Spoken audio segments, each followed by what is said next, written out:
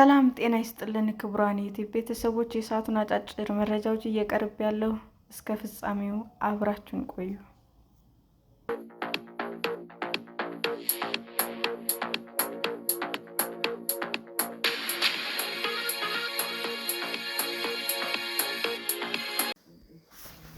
ፍርደኞችን የመቀያየር ስምምነት ቢደረግም የፍርድ ውሳኔ ያስተላለፈው ሀገር ፍቃድ ሳይሰጥ ምህረት ማድረግ አይቻልም ተባለ። የኢትዮጵያ መንግስት ከቻይና ከብራዚል መንግስት ጋር ፍርደኞችን ለመቀያየር በተደረጉ ስምምነቶች መሰረት ከኢትዮጵያ ወደ ሀገራቸው የሚተላለፉ ፍርደኞችን የሀገራቸው መንግስት ያለ ኢትዮጵያ ፍቃድ ምህረት ማድረግ እንደማይችል ተገለጸ። የሕዝብ ተወካዮች ምክር ቤት ጥር 14 ቀን 2018 ዓ.ም ባካሄደው 9ኛው መደበኛ ስብሰባ ከቻይና ከብራዚል መንግስታት ጋር ፍርደኞችን ለማስተላለፍ የተደረገ ስምምነት በኢትዮጵያና ደቡብ አፍሪካ መንግስት መካከል በወንጀል የሚፈለጉ ሰዎች አሳልፎ የመስጠት ስምምነት እንዲሁም ከቻይና መንግስት ጋር በወንጀል ጉዳዮች ጋር የህግ ትብብር ስምምነት በተመለከተ የህግና ፍትህ ጉዳዮች ቋሚ ኮሚቴ መርምሮ ያቀረበለትን ሪፖርት እና የውሳኔ ሀሳብ ተቀብሎ አጽድቋል። የቋሚ ኮሚቴው ሰብሳቢ ወይዘሮ እጸገነት መንግስቱ በሰጡት ማብራሪያ በስምምነቱ መሰረት ፍርደኞችን ወደ ሀገራቸው መመለስ ቀሪ ቅጣታቸው በሀገራቸው እንዲጨርሱ ለማስቻል እንጂ ወደ ኢትዮጵያ የሚላኩም ሆነ ወደ ሌሎች ሀገሮች የሚተላለፉ በሀገሮች ምህረት ካልተደረገ ሊፈቱ አይችልም ብለዋል። የምክር ቤቱ አባላት አቶ ካሜል ሽመሱ ዓለም በአሁኑ ጊዜ እየተመራች ያለችው በኃይል ነው። በመሆኑም በኢትዮጵያና በቻይና መካከል ያለው የኃይል ሚዛን ሲታይ እኩል ተፈጻሚ መሆን ይቻላል ወይ? በተፈጻሚነቱ ላይ ተጽዕኖ አይኖረውም ወይ? ሲሉም ጠይቀዋል። በኢትዮጵያ ምክንያቶች በኢትዮጵያ ፍርድ ሂደታቸውን እየተከታተሉና ተፈርዶባቸው ያሉ የውጭ ዜጎች መኖራቸው እንዲሁም ኢትዮጵያውያን በቻይና በተለያዩ ወንጀሎች ተጠርጥረው ታስረው እንዳሉና ይህ አይነቱ የፍርደኛ መመላለስ እንዴት ይፈጸማል በማለት ጠይቀዋል። አክለውም አዋጁ ከዲፕሎማሲ ፋይዳው የዘለለ የህግ ተፈጻሚነቱ ምን ያህል ነው ብለዋል።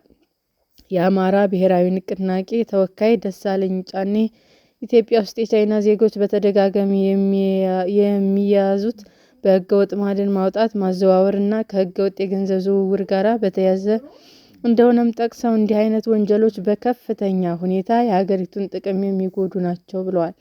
በእንዲህ አይነት ከባድ ወንጀሎች የሚሳተፉ የውጭ ዜጎች በሀገሪቱ ህግ መሰረት የህግ ስርዓቱን ተከትሎ እዚህ ፍርድ አግኝተው የተፈረደባቸው ፍርድ ማጠናቀቅ ካልቻሉ ስምምነት ማድረግ ወንጀለኞችን መመለስ ብሔራዊ ጥቅምን የሚጎዳ ነው በማለት ሀሳብ ሰጥተዋል።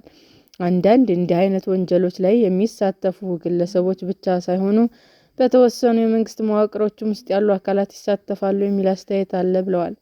ኢትዮጵያ ውስጥ ተፈርዶባቸው ተመልሰው ወደ ሀገራቸው ከተመለሱ በኋላ ፍርዱ ስለመፈጸሙስ ምን አይነት ቁጥጥር አለ በማለት ጥያቄ አቅርበዋል።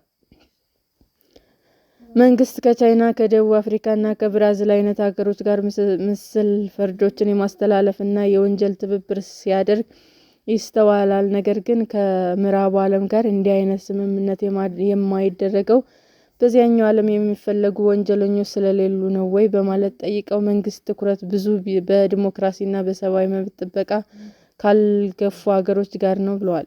ወደ ብራዚል የሚሄዱ ዜጎች አሉ ወይ በማለት ጥያቄ ያቀረቡት ደሳለኝ አሁን ብራዚል ውስጥ ስንት ኢትዮጵያውያን ዜጎች ፍርደኞች ስላሉ ነው እንዲተላለፉ የምንጠይቀው በማለትም ከሰብሳቢዋ ምላሽ ጠይቀዋል።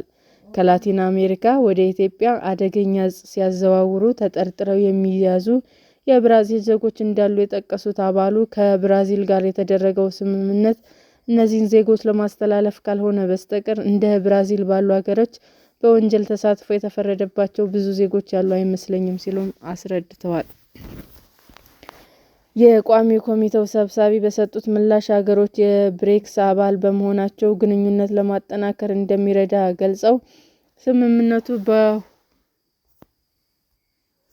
የቋሚ ኮሚቴው ሰብሳቢ በሰጡት ምላሽ ሀገሮች የብሪክስ አባል በመሆናቸው ግንኙነትን ለማጠናከር እንደሚረዳ ገልጸው ስምምነቱ በሁለቱ ሀገሮች መካከል በመግባባት በህግ መሰረት እንጂ ከተጻፈ ህግ ውጭ የሚጻፍና የሚመጣ ምንም አይነት ተጽዕኖ አይኖርም ብለዋል። በስምምነቱ መሰረት ወደ ሀገራቸው የሚመለሱ ፍርደኞች ፍርዳቸውን እንዲጨርሱ እንጂ እንዲለቀቁ የሚያደርግ እና ወንጀልን የሰራ ሰው ሁሉ ሀገሩ ሄዶ አይፈታም ያሉት ወይዘሮ ጸገነት የኢትዮጵያ ባለስልጣናት በፈለጉበት ጊዜ ሄደው መጎብኘት የሚቻልበት አሰራር እንዳለ ገልጸዋል።